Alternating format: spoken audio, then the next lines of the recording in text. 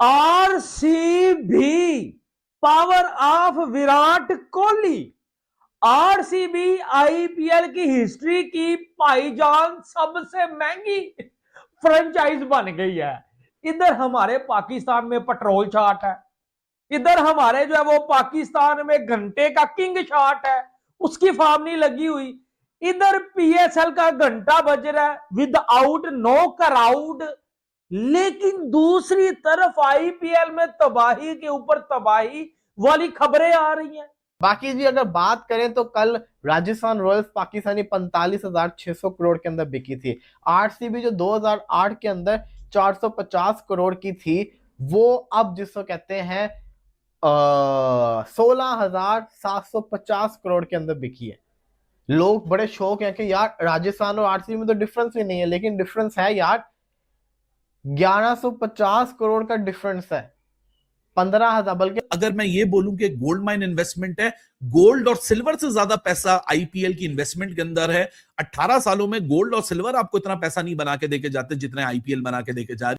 RCB जिसको कहते हैं ना, इतनी महंगी बिकी है पाकिस्तानी करेंसी के अंदर, 48,000 समथिंग के अंदर ये बिकी है। 48,000 करोड़ बहुत ज्यादा वैल्यू होती है। बीसीसीआई ने बैठे बैठाई 1600 करोड़ रुपए बना लिए हैं।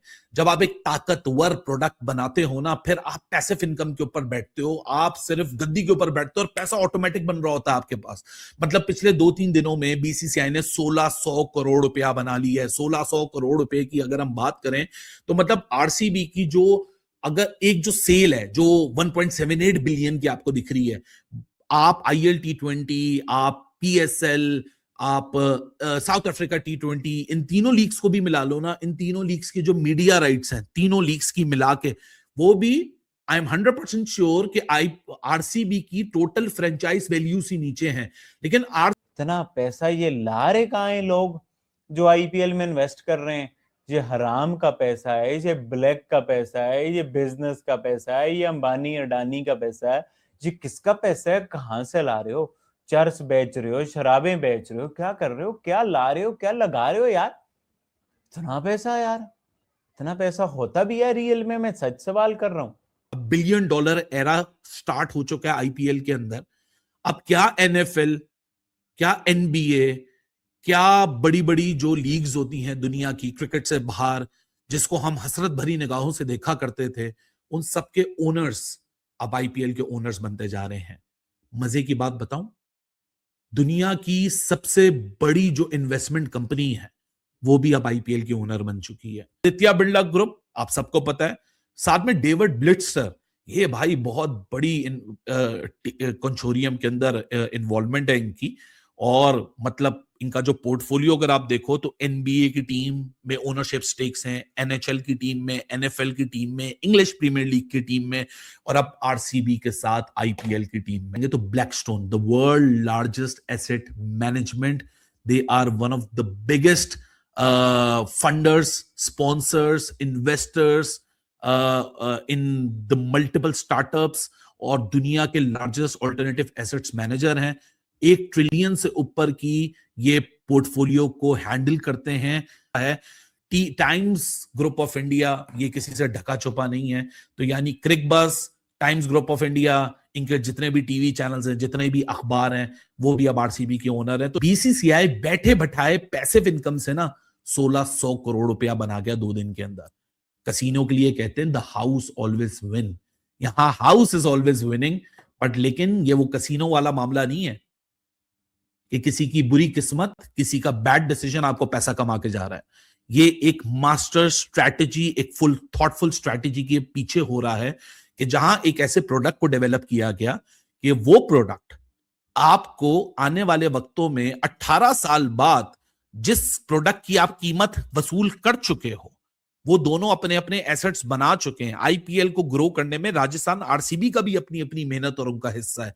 लेकिन एक प्रोडक्ट जिसका पैसा आप ऑलरेडी ले चुके हो एसेट का, जब वो एसेट किसी और को बिक रहा है, तब भी आप उस पे पैसा बना रहे। रॉयल चैलेंजर्स बैंगलोर की खबर सुनी है? It has been sold and it has been sold for 1.78 billion US dollars. 1.78 billion US dollars. भाई ये आईपीएल की 2 नई टीमें बिकी हैं और ऐसी कुछ तबाही की प्राइस के साथ बिकी हैं कि हम पाकिस्तानियों को चौंका के रख दिया है। हमें लगता था पीएसएल में पैसा आ गया।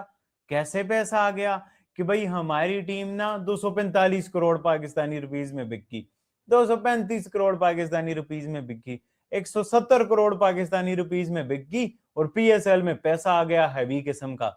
ये जो आरसीबी बिकी है, ये इसकी वैल्यूएशन ज्यादा है लियोनेल मेसी जो इंटर मियामी में खेलता है उससे। यस, एलए की जो फुटबॉल टीम है एमएलएस में उससे भी ज्यादा है। और फिर राजस्थान रॉयल भी कोई 14-15 हजार करोड़ में बिकी।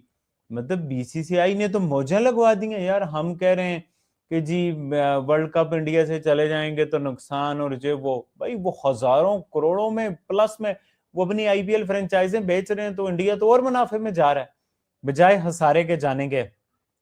आई एम सरप्राइज यार, आई एम स्टन कि इतने ज्यादा 1000 करोड़ में इन्होंने फ्रेंचाइज बेच कैसे ली यार।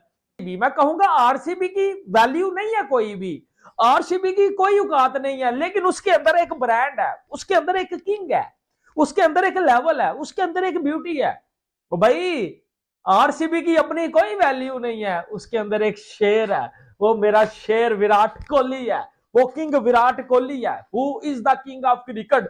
पूछो जाके अभी गूगल से, वो बताएगा the king only, one and only in this world, Virat Kohli. दो बड़ी इंपॉर्टेंट चीजें हैं। एक ये कि आर्यमान बिरला इंडिया के क्रिकेटर जो 2018 और 19 में राजस्थान रॉयल में थे और इनको खरीदा गया था महज 30 लाख इंडियन रुपीस में। आज वो चेयरमैन हैं आरसीबी के, जिसमें विराट कोहली खेलते हैं। ऐसी प्रोग्रेस फिल्मों में देखी जाती है भाई साहब, रियलिटी में है, क्योंकि वो बंदा उस वक्त भी बिलियनर का बेटा था। और दूसरी खास बात, ये तमाम क्रिकेटर्स के लिए सीख कि शेन वॉर्न जब 2008 से 11 तक खेले थे राजस्थान रॉयल में, कैप्टन भी थे, उन्होंने एक डील की थी। उस डील की वजह से आज वो खुद तो नहीं रहे मगर उनकी फैमिली को 450 करोड़ इंडियन रुपीज या 55 मिलियन बनते हैं शायद, कि वो उनकी फैमिली को मिलेंगे। 55 मिलियन पाकिस्तान सुपर लीग की तमाम फ्रेंचाइजीज की कीमत से भी ज्यादा है। कितनी महंगी टीमें बिकी हैं आरसीबी की और साथ में राजस्थान रॉयल्स की, और जिन्होंने इन्वेस्टमेंट की थी 20 साल पहले, वो कितने 100 गुना ऊपर जाके प्रॉफिट निकाल के लेके आए।